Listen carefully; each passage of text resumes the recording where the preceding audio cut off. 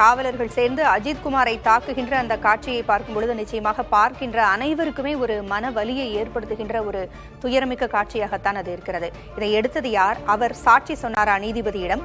அது குறித்த தகவல்கள் என்ன இருக்கு?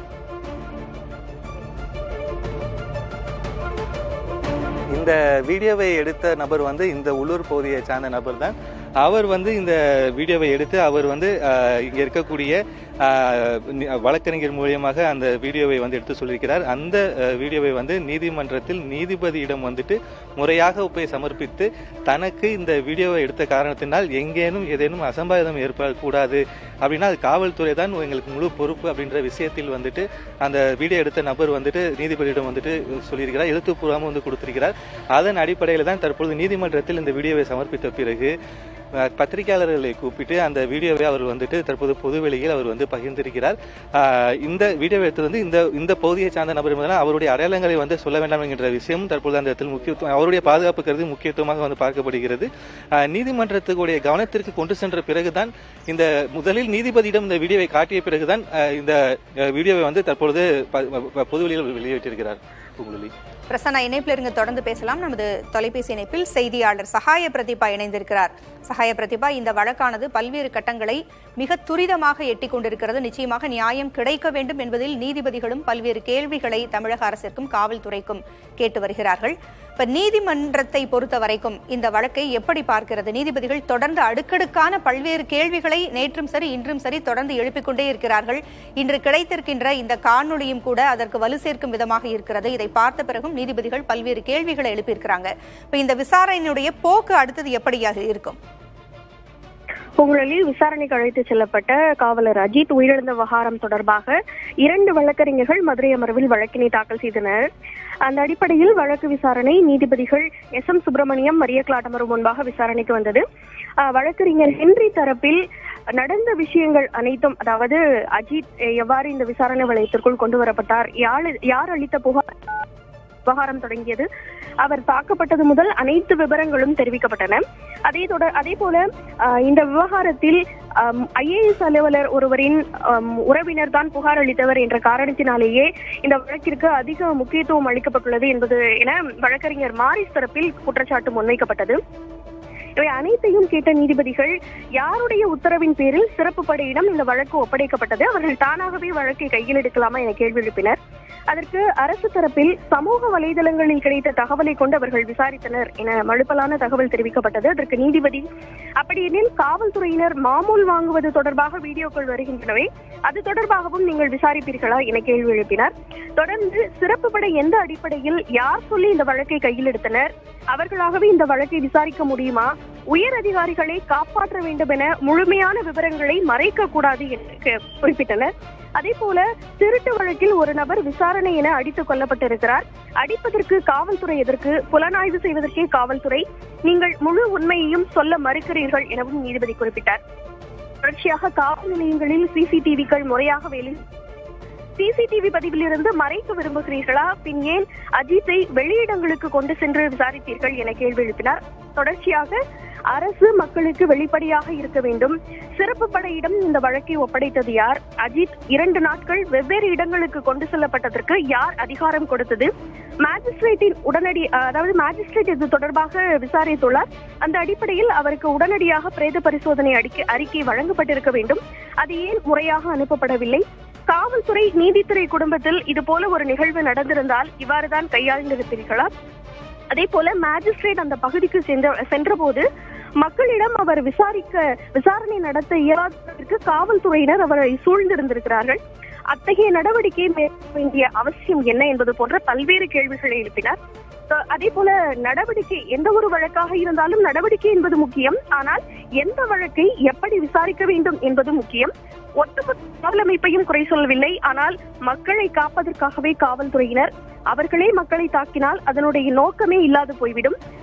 காவல்துறையின் சீருடையால் கிடைக்கும் அதிகாரம் மக்களை காக்க வேண்டும் என்பதற்காகத்தான் என்பதை காவல்துறையினர் கருத்தில் கொள்ள வேண்டும் எனவும் குறிப்பிட்டனர். தொடர்ச்சியாக இந்த வழக்கை 3 மணிக்கு ஒத்திவைத்திருக்கக்கூடிய நீதிபதிகள் திருப்புவனம் நீதித்துறை மேஜிஸ்ட்ரேட் அவரது விசாரணை அறிக்கையை 3 மணிக்கு சமர்ப்பிக்க வேண்டும். அதே போல இந்த வழக்கில் அஜித்தினுடைய உடற்கூறாய்வு அறிக்கையும் 3 மணிக்கு அரசு ராஜாஜி மருத்துவமனையின் முதல்வர் சமர்ப்பிக்க வேண்டும். அதே போல மடப்புரம் பத்ரகாளியம்மன் கோவில் உதவி ஆணையரும் அஜித் தாக்கப்பட்டதை வீடியோ எடுத்தவரும் 3 மணிக்கு நேரில் ஆஜராக வேண்டும் என உத்தரவு பிறப்பித்து வழக்கை ஒத்திவைத்திருக்கிறார்கள். பூங்குழலி, இந்த வழக்கு மிக நியாயமான முறையில் நடைபெறும், நிச்சயமாக குற்றவாளிகள் தண்டிக்கப்படுவார்கள் என்று முதலமைச்சரும் கூறியிருந்தார். இந்நிலையில் அரசு தரப்பிலிருந்து யாராவது அஜித்குமாரின் குடும்பத்தினரை சந்தித்து ஆறுதல் தெரிவித்தார்களா? பூங்குழலி, அரசு தரப்பில் இந்த வழக்கு விசாரணைக்கு வந்தபோது தவறு செய்தவர்கள் மீது அரசு நிச்சயம் நடவடிக்கை எடுக்கும், அவர்களுக்கு ஆதரவாக ஒருபோதும் நாங்கள் செயல்பட மாட்டோம், அதே போல புகார் அளித்தவர் எந்த IAS அலுவலரின் உறவினரும் அல்ல, இந்த வழக்கை பொறுத்தவரை நிச்சயமாக உரிய நடவடிக்கை எடுக்கப்படும் என்ற கருத்துதான் முன்வைக்கப்பட்டது. மனுதாரர்கள் தரப்பிலிருந்துதான் அதிக அளவில் வாதங்கள் முன்வைக்கப்பட்டன. அதே போல அஜித் தாக்கப்பட்டது தொடர்பான வீடியோவும் நீதிமன்றத்தில் சமர்ப்பிக்கப்பட்டது. அதனைத் தொடர்ந்தே நீதிபதிகள் இத்தகைய உத்தரவை பிறப்பித்திருக்கிறார்கள். பூங்குழலி, தேசிய மனித உரிமை ஆணையம் தாமாக முன்வந்து இந்த வழக்கை விசாரிக்க வேண்டும் என்று மனித உரிமை ஆர்வலர்கள் கோரிக்கைகளை வைத்திருக்கிறாங்க. அதற்கு ஏதேனும் வாய்ப்பு இருக்கிறதா? என்ன சொல்கிறார்கள் மனித உரிமை ஆர்வலர்கள்? பூங்குழலி, இந்த வழக்கை பொறுத்தவரை அஜித் மிக கொடுமையாக சித்திரவதை செய்யப்பட்டிருக்கிறார். அது தொடர்பான வீடியோ ஆதாரங்களும் கிடைக்கப்பட்டுள்ளது. அதே போல அவரை தாக்கிய அந்த பைப்புகள், இரும்பு ராடுகள் போன்றவற்றின் புகைப்படங்களும் நீதிமன்றத்தில் தாக்கல் செய்யப்பட்டுள்ளன. இது ஒட்டுமொத்தமாகவே மனித உரிமைக்கு எதிரானது என்ற கருத்தையும் அனைவருமே பதிவு செய்து வருகிறார்கள். குறிப்பாக இன்றைய வழக்கு விசாரணையின் போதே நீதிபதிகள் இறுதியாக குறிப்பிட்ட போது மனுதாரர்கள் குறிப்பிட்டுள்ள விவரங்கள் அனைத்தும் இந்த நீதிமன்றத்தை வருத்தத்தை அளிக்கும் வகையில் தொந்தரவு செய்கின்றன. சட்டவிரோத காவல் மரணம் அடிப்படை உரிமைக்கு எதிரானது என்ற கருத்தை குறிப்பிட்டிருக்கிறார்கள். அதே போல சட்டவிரோத காவல் மரணங்களை நீதிமன்றம் கடுமையாக பார்க்கிறது எனவும் குறிப்பிட்டிருக்கிறார்கள். ஆகவே இந்த வழக்கை மனித உரிமை ஆணையம் விசாரித்து அவர்களுடைய விசாரணைக்கு எடுக்கவும் அதிக அளவில் வாய்ப்பிருப்பதாகவே தெரிய வருகிறது. இந்த வழக்கில் SP காத்திருப்போர் பட்டியலுக்கு மாற்றப்பட்டிருந்தார், பிறகு சஸ்பெண்ட் செய்யப்பட்டிருக்கிறார் என்ற தகவலும் வந்திருக்கிறது. அவரிடம் நடத்தப்பட்ட விசாரணை என்ன?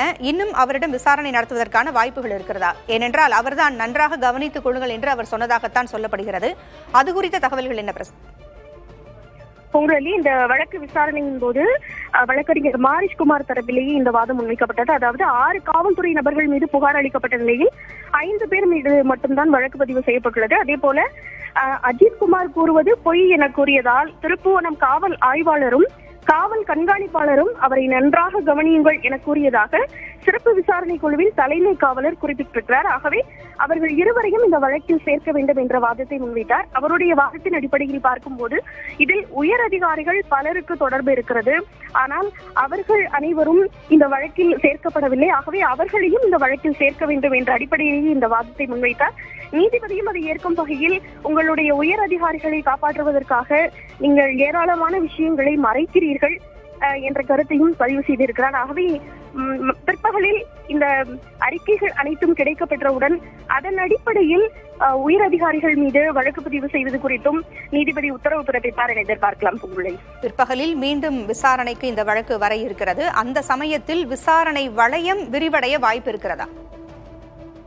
நிச்சயமாக பூங்குழலி, ஏனென்றால் திருப்புவனம் நீதித்துறை மேஜிஸ்ட்ரேட்டின் விசாரணை அறிக்கையை சமர்ப்பிக்க வேண்டும் என உத்தரவு பிறப்பித்திருக்கிறார். ஆகவே அதன் அடிப்படையில் மேஜிஸ்ட்ரேட் சம்பவம் நடந்த இடத்திற்கும் அந்த இடத்தில் யார் சாட்சிகளாக இருந்திருக்கிறார்கள் என்பது தொடர்பாகவும் அவர் விசாரித்து அந்த அறிக்கையில் குறிப்பிட்டிருப்பார். அதே சமயம் உடற்கூறாய்வு அறிக்கையும் சமர்ப்பிக்கப்பட உள்ளது. அதில் மரணத்திற்கான காரணம் என்பது தெளிவாக குறிப்பிடப்படும். ஏனென்றால் அரசு ராஜாஜி மருத்துவமனையின் முதல்வர் தான் அந்த உடற்கூறாய்வு அறிக்கையை சமர்ப்பிக்க இருக்கிறார். ஆகவே மரணத்திற்கான காரணம் என்ன என்பதும் தெளிவாக தெரிய வரும். ஆகவே அதன் அடிப்படையில் நிச்சயமாக இந்த விசாரணை வளையம் என்பது அதிகரிக்கும். அதே போல உத்தரவுகளும் அதிக கெடுபிடியாகவே இருக்கும் என எதிர்பார்க்கலாம். சகாய பிரதிபா, இணைப்பிலேயே இருங்க, தொடர்ந்து பேசலாம்.